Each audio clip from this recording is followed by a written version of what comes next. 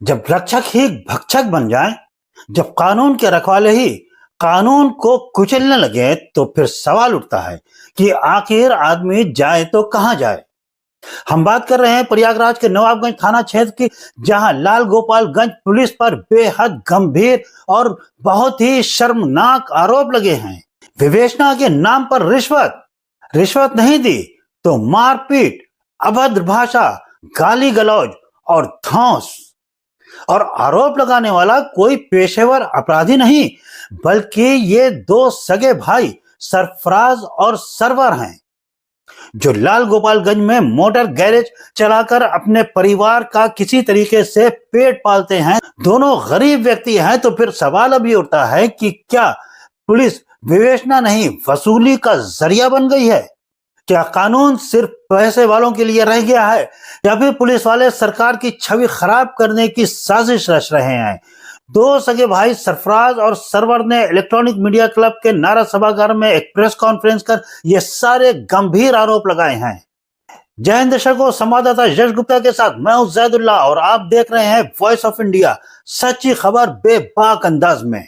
पीड़ितों का आरोप है कि एक मामूली नाली विवाद में दर्ज मुकदमे की विवेचना के दौरान पुलिस ने उनसे 50,000 रुपए की रिश्वत मांगी, और जब गरीब मैकेनिक भाइयों ने पैसा देने से मना कर दिया तो पुलिस गैरेज पहुंच गई। उन्हें जबरन उठाया गया, मारा गया, पीटा गया, यहां तक कि एक भाई के हाथ में फ्रैक्चर हो गया और दूसरा भाई मार खाते खाते बेहोश हो गया। इसके बाद ऊपर से कार्रवाई दिखाने के लिए धारा 151 में चालान कर मेडिकल कराया और फिर बेली हॉस्पिटल में भर्ती करा दिया गया। तो अब सवाल यह है कि क्या यही है पुलिस की कार्यशैली? क्या यही है योगी सरकार की जीरो टॉलरेंस नीति, या फिर सरकार की छवि खराब करने के लिए साजिश की जा रही है? एसीपी सोराव ने अस्पताल पहुंचकर बयान तो दर्ज किया, आश्वासन भी दिया, लेकिन जमीनी हकीकत यह है कि अब तक किसी भी पुलिसकर्मी पर कोई ठोस कार्रवाई नहीं हुई है। और अब पुलिस का जवाब भी सुन लीजिए। आरोपों की जांच हो रही है और यह भी कहा कि पीड़ित पर पहले से ही कई मुकदमे दर्ज हैं। तो फिर अब सवाल तो बनता है, क्या पुराने मुकदमे किसी को पीटने का, मारने का, हाथ तोड़ देने का, बेहोश कर देने का लाइसेंस दे देते हैं? क्या रिश्वत मांगना भी अब जायज हो गया है?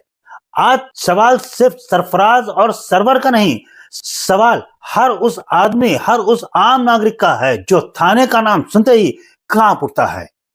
आइए सुनते हैं कि ये पीड़ित भाई क्या कह रहे हैं।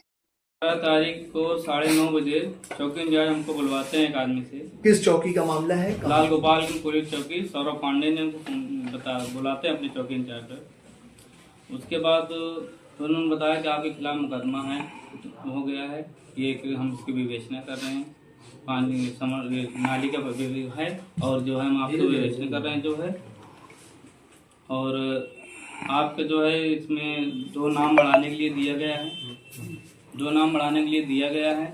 और उन्होंने कहा सर क्या बात है इसमें जो है, और उन्होंने कहा अपना आधार दे दीजिए और इस पर साइन कर दीजिए। ये एक नोटिस निकाले, तुमने आधार दिया और साइन कर दिया। उन्होंने कहा कि जो है अब अगर आपको ये काम हटाना है तो पैसे जो है 50,000 रुपये की व्यवस्था करनी पड़ेगी। तो हम दोनों भाई चुपचाप बैठे थे, कुछ बोले नहीं। इनके ऑफिस में सीधा बैठे चौकी में, कुछ बोले नहीं। उसके बाद जो है आधे घंटे वहाँ बैठे थे, ये बता रहे थे कि ये है, इसको मैं कर दूंगा, हटा दूंगा। हम लोग बैठे थे, फिर चले आए।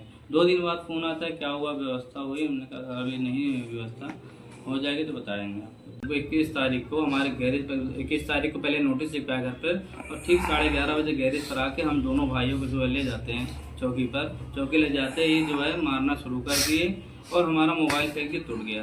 कस्टमर का पैसा था 10,000, वो निकाल लिए, और जो है 10,180 रुपये था, ये निकाल 10,180 था, 10,000 निकाल लिए, 180 रुपये हमारे पास बचा था।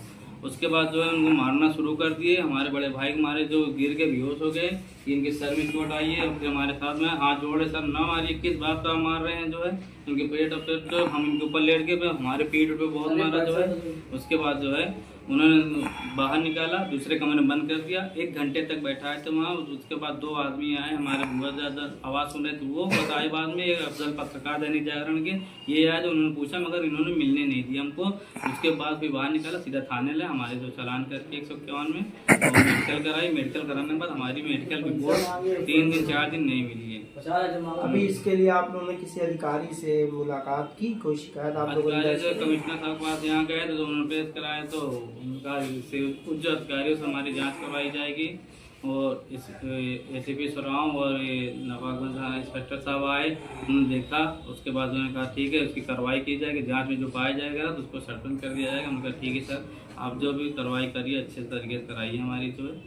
अब क्या चाहते हैं? हम बस अधिकारियों द्वारा जांच कराई चाहते हैं, और जो भी हमारे संज्ञान उसको लें। हम पैसा नहीं दे पाए सर 50,000, इसी वजह से जो हमारी इतनी गत हो रही है। आज हम 3-4 दिन से परेशान हैं। यहाँ वेली में हमारे भाई एडमिट है। ये देखिए हमारा हाथ फ्रैक्चर है। पैसा किसने मांगा था आपसे? सौरभ पांडे ने मांगा था। परिचय दिए। सरफराज। तो फिर अब वॉइस ऑफ इंडिया पूछता है कि ऐसे पुलिस कर्मियों पर कार्रवाई कब होगी? क्या दोषियों को वर्दी की ढाल मिलती रहेगी? और अगर मान लिया जाए कि ये सब कुछ झूठ है, फिर निष्पक्ष जांच कर सच सामने क्यों नहीं लाया जा रहा है? इस मामले पर हम नजर बनाए रखेंगे, पीड़ित की आवाज बने रहेंगे और तब तक सवाल पूछते रहेंगे जब तक न्याय नहीं मिल जाता। तो ये थी प्रयागराज से हमारे संवाददाता यश गुप्ता की रिपोर्ट। अब चलते हैं अगली खबर की जो मुरादाबाद से आ रही है।